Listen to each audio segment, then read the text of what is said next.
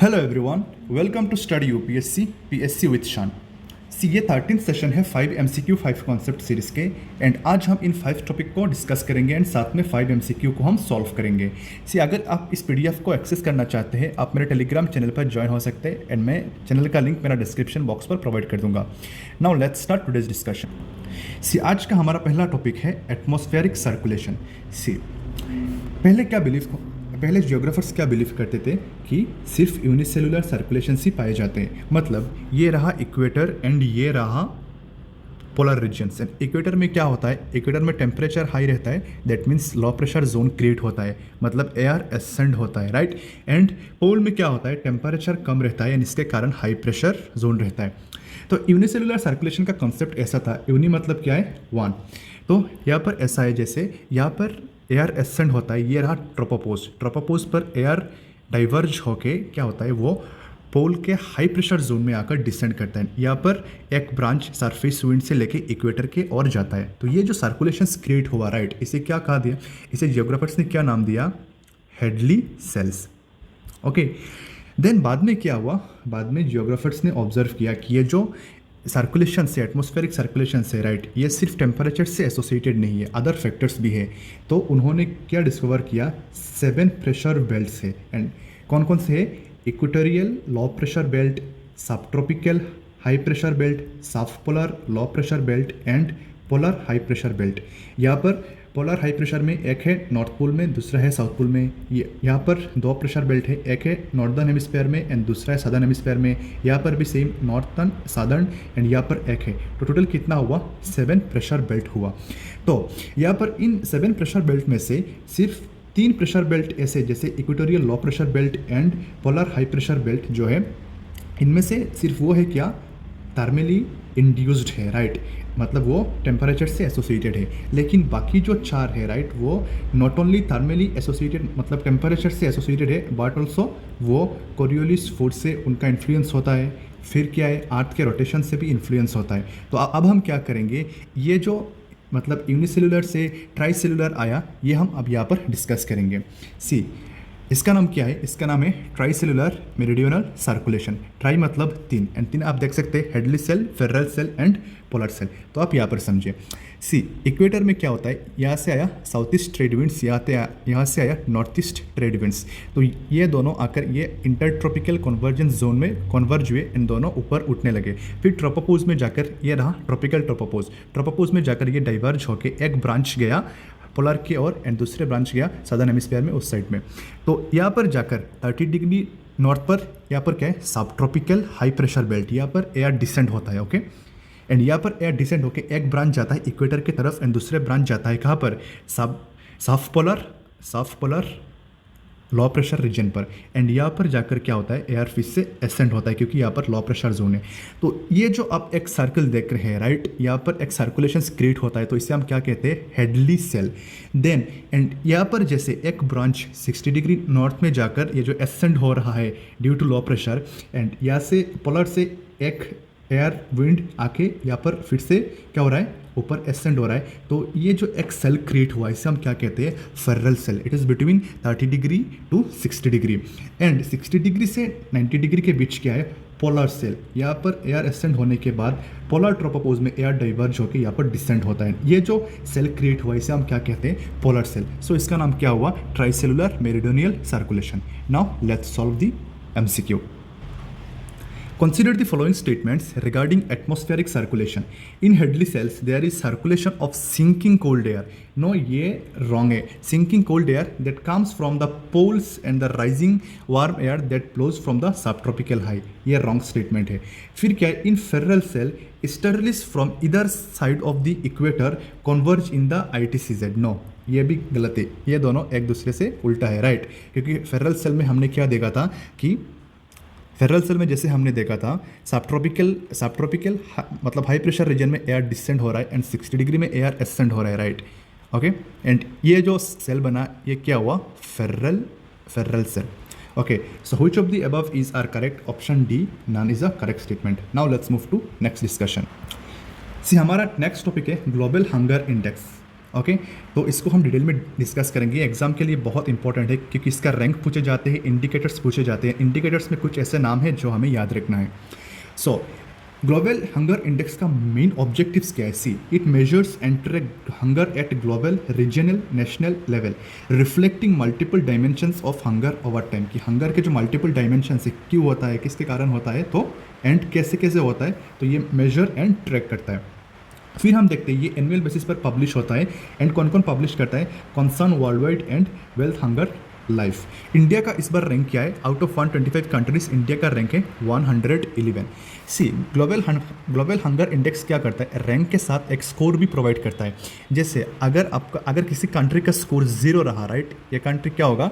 Best score होगा। And अगर किसी कंट्री का स्कोर 100 रहा, वो क्या होगा? वर्स्ट होगा। इस बार इंडिया का स्कोर क्या है? इस बार इंडिया का स्कोर ये है, इंडिया स्कोर 28.7 है, right, and categorized as serious on global hunger index severity of hunger scale. Okay, फिर हम देखते हैं कि ये जो स्कोर है, ये जो रैंक है, ये किसके बेसिस पर देते हैं, राइट। ये कैलकुलेट किया जाता है, calculated based on 4 indicators. And ये कौन कौन से इंडिकेटर्स है? पहला है अंडर नोरिशमेंट, फिर है child stunting, child wasting and child mortality. ये अंडर नोरिशमेंट क्या है? इस पर है कैलोरी इंटेक इज सफिशिएंट, मतलब इनसफिशिएंट है। अगर कैलोरी इंटेक जो है वो सफिशिएंट नहीं है तो अंडर नोरिशमेंट की कैटेगरी में आते हैं। चाइल्ड स्टंटिंग क्या है? सी अगर ऐसा है कि जो भी बच्चे 5 ईयर्स के अंदर, उनका क्या है? लो हाइट है ऑफ देयर एज के हिसाब से उनका क्या है? हाइट कम है, reflecting chronic undernutrition. And child wasting क्या है? यहाँ पर है children under the age of 5, low weight of their height. जैसे ये रहा वेस्टेड, राइट। अगर आप इसको ऐसे याद रख सकते, W से कैसे वेस्टेड है ना, W से वेट है, राइट। अगर हाइट के हिसाब से वेट कम है तो हम इसे क्या कहते हैं? Child wasting. एंड स्टंटेड क्या है? अगर एज के हिसाब से हाइट कम है। तो इसके बेसिस पर क्या होता है? ग्लोबल हंगर इंडेक्स अपने रैंक प्रोवाइड करता है। अब हम MCQ सॉल्व करते हैं। Consider the following statements regarding Global Hunger Index 2023. India has ranked 111 among 125 countries. Yes, it's a correct statement. The Global Hunger Index is calculated on 5 indicators. No, it's a wrong statement. 4 indicators है undernourishment, child stunting, child wasted, फिर क्या है? Child mortality. फिर Global Hunger Index determines hunger on a 100-point scale where 0 is the best possible score, no hunger, and 100 is the worst. ये भी हमने पढ़ा है. So how many of the statements given above are correct? Option 1 and option 3. That means option B only 2 is a correct statement. Now let's move to next discussion. अब हम discuss करेंगे distribution of scheduled tribe. See scheduled tribe mostly कहाँ पर live करते हैं? Most of them live in hilly and forested tracts and other remote areas. See मैं scheduled tribes को एक डिफरेंट वीडियोस पर मैं पूरा डिटेल में डिस्कस करूंगा। यहाँ पर मैं सिर्फ कुछ कहाँ पर डिस्ट्रीब्यूट हुआ है, कैसे डिस्ट्रीब्यूट हुआ है, ये मैं यहाँ पर डिस्कस कर रहा हूँ, क्योंकि अगर मैं पूरा डिस्कस करने लगा ये वीडियो बहुत लंबा हो जाएगा। तो यहाँ पर आप ये एक ध्यान दीजिएगा। See Haryana, Punjab, Delhi, Chhattisgarh and Puducherry, in 5 region में क्या होता है? कोई शेड्यूल्ड ट्राइब्स नहीं पाए जाते। एंड मिजोरम, लक्षद्वीप में क्या होता है? टोटल पॉपुलेशन में, सी यहाँ पर आप ये ध्यान रखें कि टोटल पॉपुलेशन में से 94.43% अप्रॉक्स जो है वो belong to scheduled tribe. And Lakshadweep में टोटल पॉपुलेशन में से अप्रॉक्सीमेटली 97.79% क्या है? शेड्यूल्ड ट्राइब है। बार बार मैं यहाँ पर कह रहा हूँ टोटल पॉपुलेशन में से, ओके। फिर क्या है? रफली 1/3 of the scheduled tribe population lives in 3 states only, right. कहाँ पर पाए जाते हैं? सबसे ज़्यादा स्टेट वाइज अगर हम रैंक रखें तो मध्य प्रदेश पर, फिर महाराष्ट्र पर, फिर उड़ीसा पर। मध्य प्रदेश पर कितना है? ये रहा परसेंटेज। फिर महाराष्ट्र पर 10.08% एंड यहाँ पर 9.12%। सी अगर हम ट्राइबल इकोनॉमी को देखें तो वो कौन से इकोनॉमी पर बेस्ड है? जैसे hunting, fishing, gathering, right, shifting, cultivation, laundering and sedentary cultivation and animal husbandry. Okay, तो अब हम क्या करेंगे? इसके बेसिस पर हम एक MCQ सॉल्व करेंगे। सी ट्राइबल्स के ऊपर बहुत सारे क्वेश्चंस आते हैं, डिस्ट्रीब्यूशंस पर क्वेश्चंस आते हैं, ट्राइबल्स के नाम पर क्वेश्चंस आते हैं, PBTGs पर क्वेश्चंस आते हैं। तो इनको बहुत डिटेल में डिस्कस करना है। हम आगे सेशन में ट्राइबल्स को और लेंगे और डिस्कस करेंगे। Now let's solve this MCQ। Top 3 states which host the largest percentage of scheduled tribe with respect to their total state population include Gujarat नहीं, वेस्ट बंगाल नहीं, तमिलनाडु नहीं। ऑप्शन डी आप देखिए, मध्य प्रदेश। जैसे हमने कहा था स्टेट वाइज अगर हम शेड्यूल्ड ट्राइब्स को एलोकेट करें, मध्य प्रदेश ज़्यादा है, फिर महाराष्ट्र एंड फिर Odisha. Okay, so option D is the correct statement. Now let's move to next discussion. So अब हम डिस्कस करेंगे इंडिगो रिवॉल्ट को. ओके, सी इंडिगो रिवॉल्ट को अगर हम देखें, ये बंगाल रीजन में हुआ था एंड कब हुआ था? 1859 से 60 के अंदर. सी ये इंडिगो रिवॉल्ट क्या है? सी जो इंडिगो प्लांटर्स थे, राइट, जो यूरोपियन इंडिगो प्लांटर्स थे, वो क्या करते थे? वो एक्सप्लॉइट करते थे किसको? पीजेंट्स को, कि वो इंडिगो ग्रो करे अपने ज़मीन पर. एंड फार्मर्स पीजेंट्स क्या करते थे? वो इनिशियली इंडिगो को प्रेफर नहीं करते थे, क्योंकि इंडिगो कल्टीवेशन में सॉइल फर्टिलिटी कम होता है, फिर ग्राउंड वाटर ज़्यादा लगता है एंड वाटर भी ज़्यादा लगता है. तो इसलिए वो क्या करते? जो प्रॉफिटेबल क्रॉप्स है प्लस जो सस्टेनेबल क्रॉप्स है जैसे राइस, उनको क्या करते? उनको प्रोडक्शंस करते थे. लेकिन यहाँ पर इंडिगो प्लांटर्स एक्सप्लॉइट करते थे जैसे peasants to grow indigo instead of more paying crops like rice. यहाँ पर एक चीज़ आप ध्यान दीजिएगा, सी जैसे यूरोपियन प्लांटर्स क्या करते? पीजेंट्स को फोर्स करते, राइट. एंड किसलिए फोर्स करते? वो एक एग्रीमेंट, राइट, एक फ्रॉड एग्रीमेंट उनके साथ साइन कर लेते एंड एक एडवांस हम उनको प्रोवाइड कर देते, जिसके अंदर क्या करते? वो पीजेंट्स को अपने कंट्रोल में जैसे कर सकते. अगर पीजेंट्स उनके बात नहीं माने, अगर उनके एग्रीमेंट के खिलाफ जाए, तो वो पीजेंट्स के ऊपर एक्सप्लॉइट करते हैं, उनको किडनैपिंग करते हैं और जो प्रॉब्लम्स है वो इशू क्रिएट करते. फिर क्या हुआ? जब एक टाइम ऐसा 1859 में ऐसा आया, राइट, कि अब एंगर ज़्यादा हो गया पीजेंट्स का. तो पीजेंट्स ने क्या किया? अब प्रोटेस्ट करना स्टार्ट कर दिया. पीजेंट्स ने इन प्लांटर्स के अगेंस्ट जाना स्टार्ट कर दिया. तो जो इंपॉर्टेंट लीडर्स से इस पीजेंट्स से इन्वॉल्व, एक है दिगंबर विश्वास एंड दूसरे है विष्णु विश्वास. उन्होंने क्या किया? उस पीजेंट्स को लीड किया, राइट. एंड उन्होंने ये डिसाइड किया not to grow indigo under pressure, कि अगर ये प्लांटर्स प्रेशराइज्ड करे, राइट, टॉर्चर वगैरह करे, तो उनके अंडर नहीं जाना है एंड ये इंडिगो ग्रो नहीं करना है. फिर उन्होंने क्या? लीगल मशीनरी अपनाई, लीगल एक्शंस लेना स्टार्ट किया.